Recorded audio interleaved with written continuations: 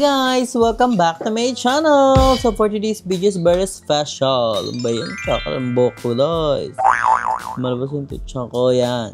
So ngayon nga guys is ang first meal ko today. So ang first meal ko is I have a broccoli, egg, and then cucumber, and then yung patty ng biga. So I'm so very excited na matikman na to. And ang magiging rice natin is ang ating cabbage. So this one. Very excited. Very excited. First time ko titikman yung cabbage. Gagawin ko siyang rice. So, perfect. Pang malakas. Hindi ko pa nalista yung So, mamaya ko na siya i-compute. Basta ito yung first meal ko, guys. So, tikman muna natin. And gumawa si Jacob ng gravy. Paano mo nagawa yung gravy? Secret recipe. Oh, secret daw. Secret. So, ayan guys. We're gonna eat muna. And si Jacob is may unting katanungan sa atin. So, with Q&A vlog. So, very excited for this. Ang harap nito lang. Lambot lang siya. Lambot.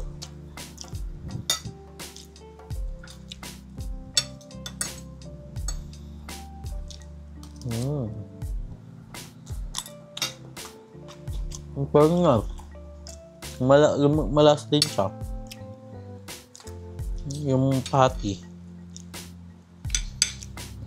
Meron yung vegan na mga sisig. May nakita ko ganun.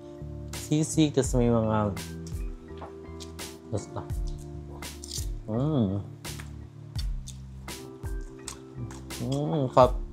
Ano yung diling ko? Lemon.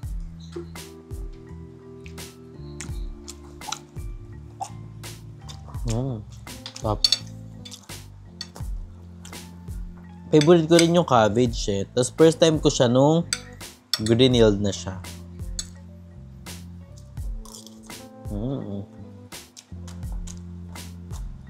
Okay, game na? Yeah, ma'am. First question. First question. First question natin. Paano mo na-maintain sa sarili mo yung pagka-calorie deficit? So ako, na-maintain ko siya. Siyempre, kung gusto mo talaga kasi isang bagay you're gonna rowing for that. Sorry. May pa ganun. May pa English. Hindi kung gusto mo kasi talaga yung isang bagay, kailangan mo siya paghirapan talaga.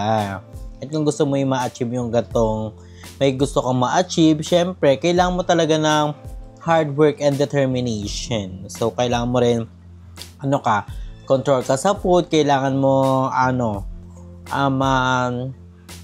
maiwasan yung mga cravings mo dati, like kagaya ng mga mamantika and also yung mga sweet. So hindi na ako masyadong nagaganon. And madaming nagsasabi ng tao na nakikita na daw nila sa face ko yung improvement. Thank you so much guys sa pag-appreciate nyo, pero wala pa to guys, nag-uumpisa pa lang tayo, parang pa lang to. This is the beginning for the rest of your life. So, umpisa pa lang to guys. Kasi pang ko pa lang pang 11 days. I think, pang 11 days ko pa lang magka-calorie deficit. So, wala pa tayo sa buwan. So, medyo matagal-tagal pa ang journey natin. So, ayun, abangan nyo. So, ayun lang po. Ay, isang tanong, isang kain.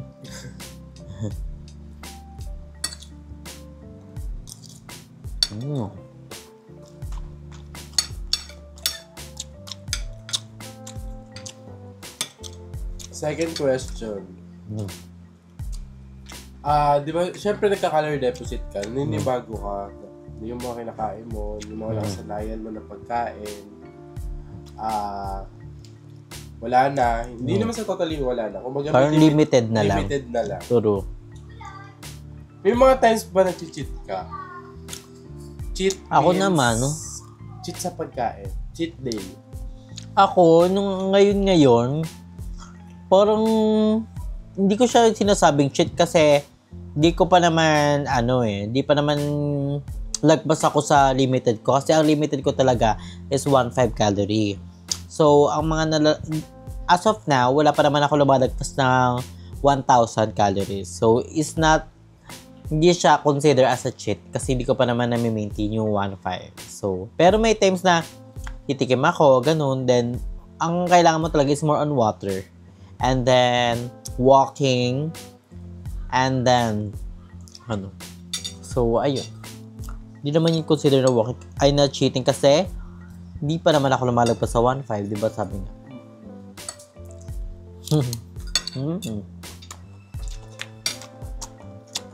Tsaka ano ka kasi, ang tawag dito, lahat din naman na kinakain is puro masustansya. Ayun din kailangan, guys. Kailangan healthy din yung kinakain nyo. Third question. Paano mo nalaman yung color deficit? Ayun nga. Paano nagbigay ng idea sa'yo mag-color deficit? So, ayun nga. Nalaman ko siya sa mamshi ko na all the way from America. Si Mamshi Elaine, siya yung nag-recommend sa akin neto kasi grabe. Grabe guys yung ano niya. Grabe yung experience ni Mamshi Elaine sa calorie deficit. Grabe. Hindi rin mahirap yung pinagdaanan ni Mamshi Elaine. Grabe, ang taba niya dati guys. Like, ano daw siya dati? Like, mga nasa 80? Nasa 80 din siya or 70, parang ganun. And then ngayon, nasa 50 plus na lang siya in just February, March, April, May, 4 months. And grabe, sobrang payat. Super ano ni Ma'am Elaine. Grabe talaga yung ano niya, hard work and determination. Kaya, ayun. Isa din si Ma'am Elaine sa mga inspiration ko kaya ako nagka-calorie deficit. And also si mga kamami, pinapanood ko yan, si auntie mami ko. So, dun minsan ako nag-get din ng ano sa kanya, ng idea about sa calorie deficit. Grabe din kasi yung pinayat niya. Like, dati ang ano niya, ang laki niya ngayon, ay day! Ang baka payat. So, ayun. Tsaka yung sa pagka-calorie deficit, hindi lang naman yung calories yung titignan eh. Which is ang sugar extravaganza. So, ayun. Wala kang calorie yung kinakain mo, may mataas mo yung sugar. So, going to diabetes ka na. Diba?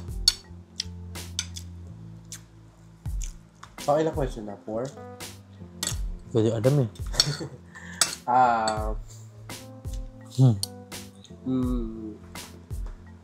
Pag kung pang ilang question? 4 question. Pag ano mo na yung sarili mo sa 60, di ba ang ano mo, 60? Yung pinaka mo, 60 yes, ang goal. kg goal mo. Pag ano mo na yung goal mo, tuloy-tuloy ka pa rin ba sa calorie deficit? Oo, syempre, kailangan tuloy-tuloy pa rin talaga. Hindi pwedeng ihinto mo siya kasi baka daw in case na pag hininto mo kasi, dumoble pa yung size mo talaga. Ganun din, may nagsabi sa akin friend ko nun, taga dito lang sa Stana, kasi bago daw siya ikasal, nag-calorie deficit siya. Tapos, pagka-after niya ikasal, then, ayun, huminto siya. Kung ngayon, dumoble yung katawan niya. Kung mahirap talaga ihinto yung isang bagay, lalo na umpisahan mo niya. So, ayun. Habang healthy living na yung system. And isa din sa pagkakandaan ko, next year is the reunion namin with Biyong family. So, ayun. Kasama ko si Ate sa kasi basang. Siyempre, dapat text tayo nun. 5th question.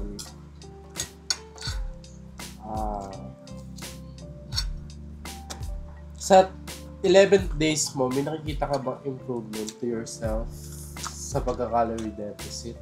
As of now, sa akin talaga, in my opinion, wala pa talaga ako nakikita. Pero sa tiyan, medyo lumait yung tiyan ko. So, napapansin ko din yun kasi dati yung mga short ko, hindi ko talaga maangat. Ngayon, medyo umaangat naman na siya and ayun. And sa mga damit, so ayun. And feel ko, nasasanay na ako mag-walking. Like, feel ko carry ko na mga nakaya ko nga yung first walking ko, 25 eh. 25. So, nung pangalawa, pangatlo, pang-apat, more on 10-10 na. So, feel ko carry ko naman na siya ng medyo matagal. Huwag lang mainit. Ako dati kasi pag naglalakad ka lang, hinihingal ka na. Ngayon, parang... Ngayon, iba na talaga. Parang nasasanay na yung sarili.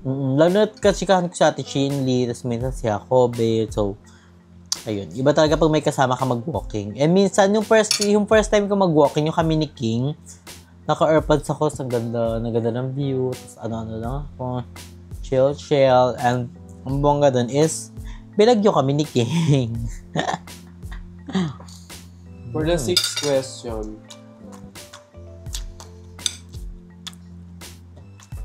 nahihirapan ka ba sa pag-color deficit?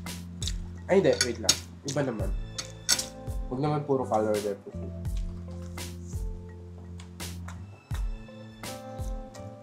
May bala ka ba magbala ka bang magpa-enhance or magpaano ng katawan? Siyempre, sabi ayoko magsalita ng tapos. Siyempre, meron din naman akong gustong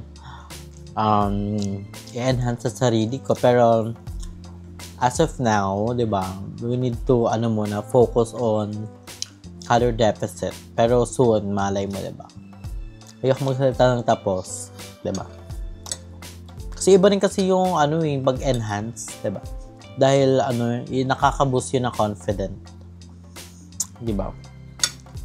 Pero wag ka naman yung magpa-enhance ka na parang parang sobrang ganda mo na talaga, napaka-arte mo. Siyempre, nilulugar din yung kaartihan. Diba? Hmm. 7. Wala mo kasi sinasabi, love, na hindi mo na daw, kumaga, magkakaaway ba kayo? May issue ba kayo ni Jessica? Auntie mo Jessica?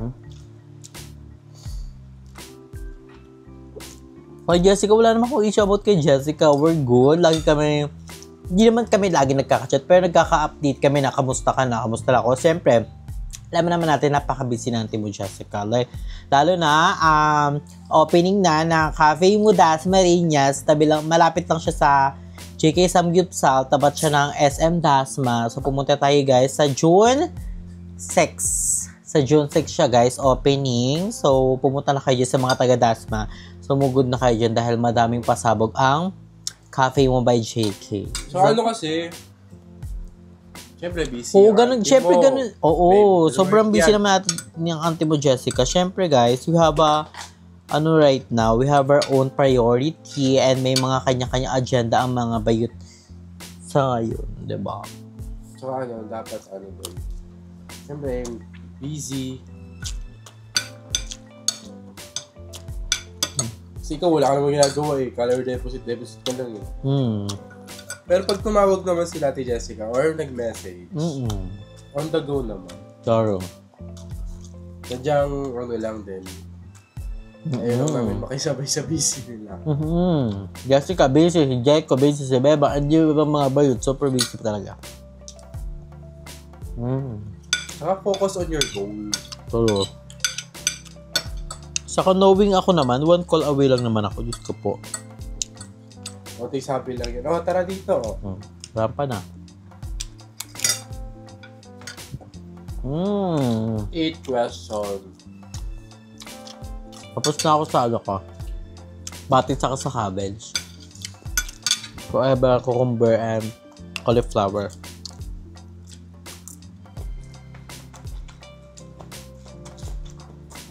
Ano yung pinaka-favorite mo na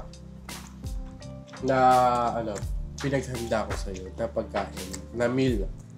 Ang favorite ko is yung Color deficit meal.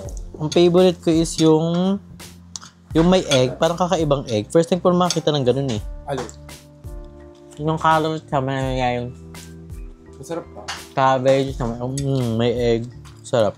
At Kevin. Yung cabbage na may carrots, na may avocado filling. Papakita natin yan. Ito siya. Sarap.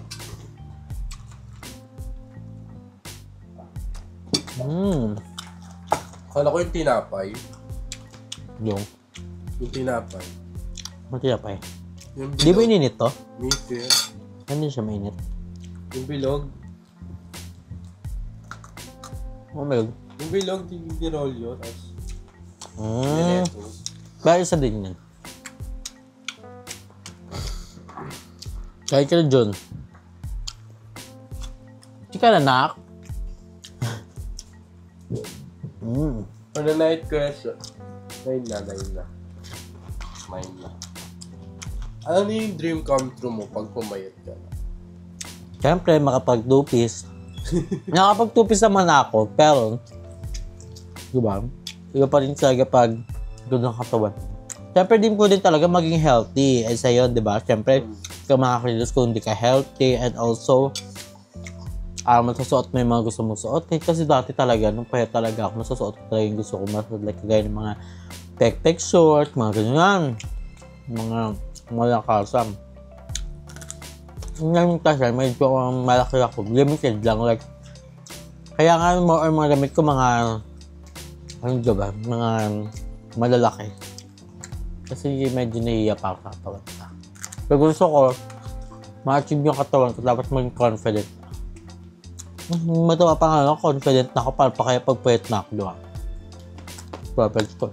For the last question, may pag-asa bang magkaayos-ayos ang mga bayot? Like Aye, Jordan, and GM?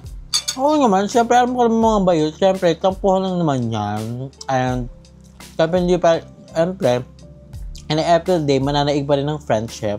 Diba? Pero it takes time naman. It takes time. Lahat naman tayo dadating sa paraan. Malay nyo nga, pag nagkita-kita kami, diba?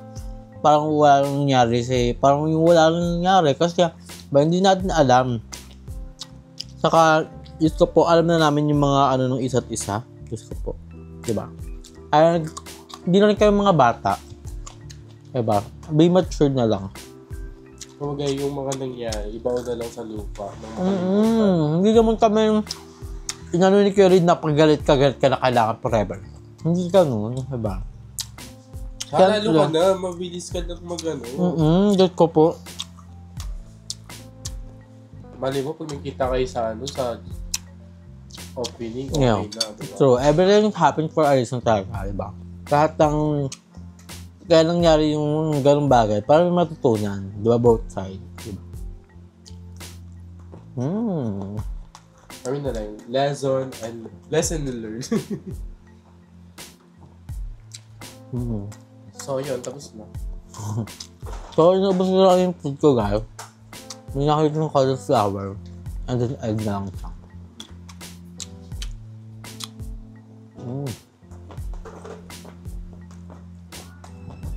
Sabog yung breakfast ko. Para deposit na. So, ayun guys. Tapos na ako kumain. So, ayan. Last ko na is egg. Perfect. Then, after this guys, pahinga lang ako ng ilang oras. Then, baka mag-walking kami or basta, abangan nyo na lang. Thank you guys for watching. Kayo palagi say health and breast na why meron akong naano sa inyo. Meron akong natunong aral. Kasi may nag-chat sa akin guys, nagpapatuloy siya ng calorie deficit. So, thank you guys sa pag-appreciate and thank you guys for always supporting me and guide me. I love you so much. Ingat kayo palagi, stay healthy and fresh. Bye!